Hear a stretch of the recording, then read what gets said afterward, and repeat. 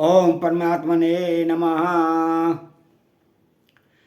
25वें अध्याय में देवहूति का प्रश्न तथा भगवान कपिल द्वारा भक्ति योग की महिमा का वर्णन। सौनक जी ने पूछा कि सूत जी, तत्वों की संख्या करने वाले भगवान कपिल साक्षात अजन्मा नारायण होकर भी लोगों को आत्मज्ञान का उपदेश करने के लिए अपनी माया से उत्पन्न हुए थे। मैंने भगवान के बहुत से चरित्र सुने हैं, तथापि इन योगी प्रवर पुरुष श्रेष्ठ कपिल जी की कीर्ति को सुनते सुनते मेरी इंद्रियां तृप्त नहीं होती। सर्वदा स्वतंत्र श्री हरि अपनी योग माया द्वारा भक्तों की इच्छा के अनुसार शरीर धारण करके जो जो लीलाएं करते हैं वे सभी कीर्तन करने योग्य हैं। अतः आप मुझे वे सभी सुनाइए, मुझे उन्हें सुनने में बड़ी श्रद्धा है। तो सूत जी कहते हैं कि मुने, आपकी ही भांति जब विदुर ने भी यह आत्म ज्ञान विषयक प्रश्न किया तो श्री व्यास जी के सखा भगवान मैत्रेय जी प्रसन्न होकर इस प्रकार कहने लगे। श्री मैत्रेय जी ने कहा कि विदुर जी, पिता के वन में चले जाने पर भगवान कपिल जी माता का प्रिय करने की इच्छा से उस बिंदुसर तीर्थ में रहने लगे। एक दिन तत्व समूह के पारदर्शी भगवान कपिल कर्म कलाप से विरत हो आसन पर विराजमान थे। उस समय ब्रह्मा जी के वचनों का स्मरण करके देवहूति ने उनसे कहा। देवहूति बोली कि भूमन प्रभो, इन दुष्ट इंद्रियों की विषय लालसा से मैं बहुत ऊब गई हूं और इनकी इच्छा पूरी करते रहने से ही घोर अज्ञानांधकार में पड़ी हुई हूं। अब आपकी कृपा से मेरी जन्म परंपरा समाप्त हो चुकी है। इसी से इस दुस्तर अज्ञानांधकार से पार लगाने के लिए सुंदर नेत्र रूप आप प्राप्त हुए हैं। आप संपूर्ण जीवों के स्वामी भगवान आदि पुरुष हैं तथा अंधकारांधकार से अंधे पुरुषों के लिए नेत्र स्वरूप सूर्य की भांति उदित हुए हैं। देव, इन देह गेह आदि में जो मैं मेरेपन का दुराग्रह होता है वो भी आपका ही कराया हुआ है। अतः अब आप मेरे इस महामोह को दूर कीजिए। आप अपने भक्तों के संसार रूप वृक्ष के लिए कुठार के समान हैं। मैं प्रकृति और पुरुष का ज्ञान प्राप्त करने की इच्छा से आप शरणागत वत्सल की शरण में आई हूं। आप भागवत धर्म जानने वालों में सबसे श्रेष्ठ हैं। मैं आपको प्रणाम करती हूं। श्री मैत्रेय जी कहते हैं कि इस प्रकार माता देवहूति ने अपनी जो अभिलाषा प्रकट की वो परम पवित्र और लोगों का मोक्ष मार्ग में अनुराग उत्पन्न करने वाली थी। उसे सुनकर आत्मज्ञ सत्पुरुषों की गति श्री कपिल जी उसकी मन ही मन प्रशंसा करने लगे और फिर मृदु मुस्कान से सुशोभित मुखारबिंद से इस प्रकार कहने लगे। भगवान कपिल ने कहा कि माता, यह मेरा निश्चय है कि अध्यात्म योग ही मनुष्यों के आत्यंतिक कल्याण का मुख्य साधन है, जहां दुख और सुख की सर्वदा निवृत्ति हो जाती है। साध्वी, सब अंगों से संपन्न उस योग का मैंने पहले नारदादि ऋषियों के सामने उनकी सुनने की इच्छा होने पर वर्णन किया था, वही अब मैं आपको सुनाता हूं। इस जीव के बंधन और मोक्ष का कारण मन ही माना गया है। विषयों में आसक्त होने पर वह बंधन का हेतु होता है और परमात्मा में अनुरक्त होने पर वही मोक्ष का कारण बन जाता है। जिस समय यह मन मैं और मेरेपन के कारण होने वाले काम क्रोध आदि विकारों से मुक्त एवं शुद्ध हो जाता है, उस समय वह सुख दुख से छूटकर सम अवस्था में आ जाता है। तब जीव अपने ज्ञान वैराग्य भक्ति से युक्त हृदय से आत्मा को प्रकृति से परे एकमात्र अद्वितीय भेदरहित स्वयं प्रकाश सूक्ष्म अखंड और उदासीन सुख दुख शून्य देखता है। तथा प्रकृति को शक्तिहीन अनुभव करता है। योगियों के लिए भगवत प्राप्ति के निमित्त सर्वात्मा श्री हरि के प्रति की हुई भक्ति के समान और कोई मंगलमय मार्ग नहीं है। विवेकी जन संग या आसक्ति को ही आत्मा का अवैध बंधन मानते हैं, किंतु वही संग या आसक्ति जब संतों महापुरुषों के प्रति हो जाती है तो मोक्ष का खुला द्वार बन जाती है।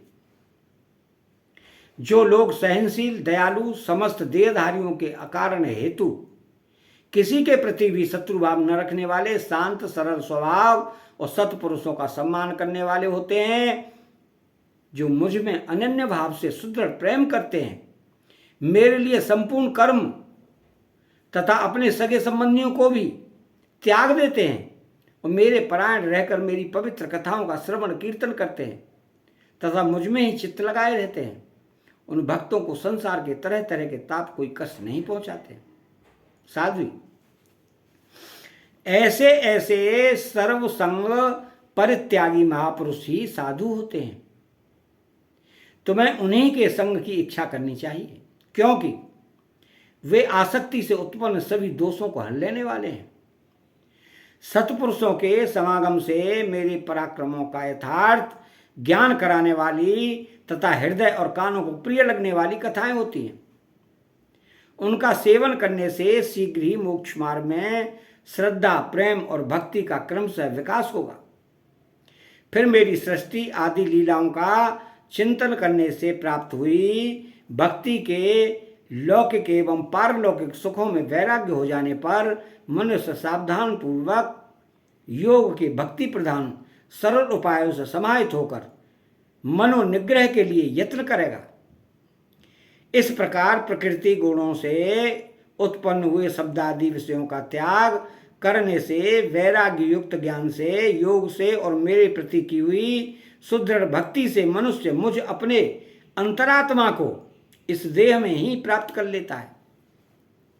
देवहूति ने कहा, भगवान, आपकी समुचित भक्ति का स्वरूप क्या है और मेरी जैसी अबलाओं के लिए कैसी भक्ति ठीक है, जिससे कि मैं सहज में ही आपके निर्वाण पद को प्राप्त कर सकूं। निर्वाण स्वरूप प्रभु, जिसके द्वारा तत्व ज्ञान होता है और जो लक्ष्य को वेधने वाले बाण के समान भगवान की प्राप्ति कराने वाला है, वो आपका कहा हुआ योग कैसा है और उसके कितने अंग हैं?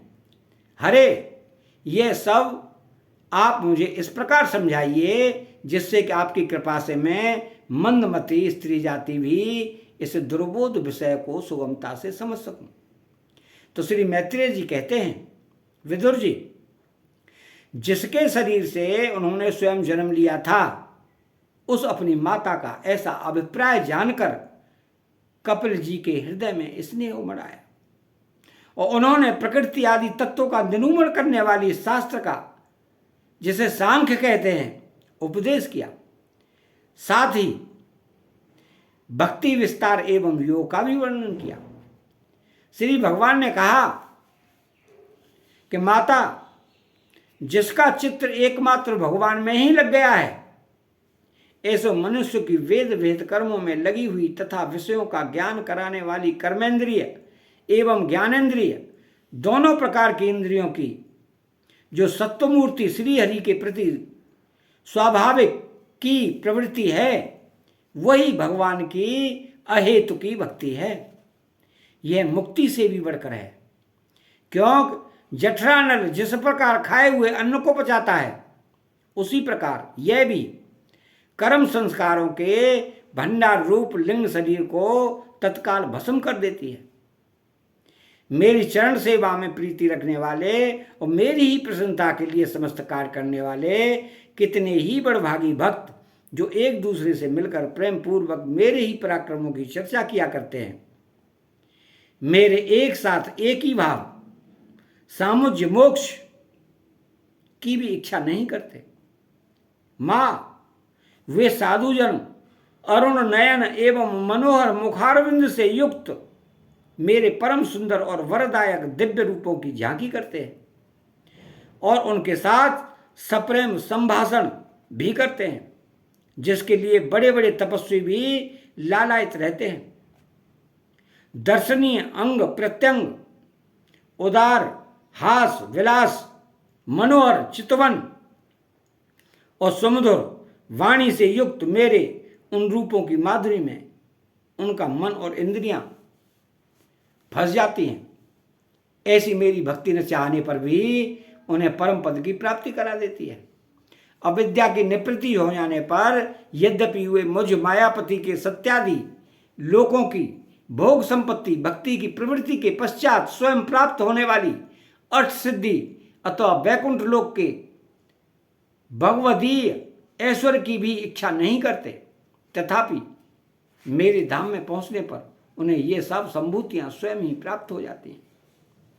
जिनका एकमात्र मैं ही प्रिय आत्मा, पुत्र, मित्र, गुरु, सुहृद और इष्टदेव हूं, वे मेरे ही आश्रय में रहने वाले भक्तजन शांतिमय वैकुंठ धाम में पहुंचकर किसी प्रकार भी इन दिव्य भोगों से रहित नहीं होते, न उन्हें मेरा कालचक्र ही ग्रस कर सकता है। माताजी, जो लोग इहलोक परलोक और इन दोनों लोकों में साथ जाने वाले वासनामय लिंग देह को तथा शरीर से स्वस्थ संबंध रखने वाले जो धन, पशु एवं ग्रह आदि पदार्थ हैं, उन सबको अन्यान्य संग्रहों को भी छोड़कर अनन्य भक्ति से सब प्रकार मेरा ही भजन करते हैं, उन्हें मैं मृत्यु रूप संसार सागर से पार कर देता हूं। मैं साक्षात भगवान हूं, प्रकृति और पुरुष का भी प्रभु हूं तथा समस्त प्राणियों का आत्मा हूं। मेरे सिवा और किसी का आश्रय लेने से मृत्यु रूप महाभय से छुटकारा नहीं मिल सकता।